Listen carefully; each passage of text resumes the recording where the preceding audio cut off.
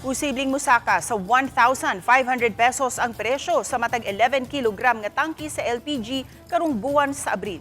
Gipasabot sa LPG Marketers Association nga tungod kini sa pagsaka sa shipping costs, sanglit limitado ang access sa Strait of Hormuz.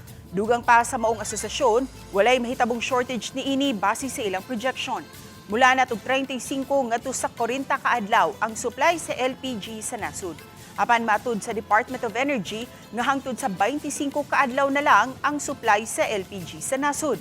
Samtang magpaabot pa kita og 2 ka semana sa dili pagamiton ni Presidente Bongbong Marcos Jr. ang emergency powers subay sa excise tax sa lana. Sanglit sa April 12 o kaha April 13 pa masuspenso ang excise tax sa lana.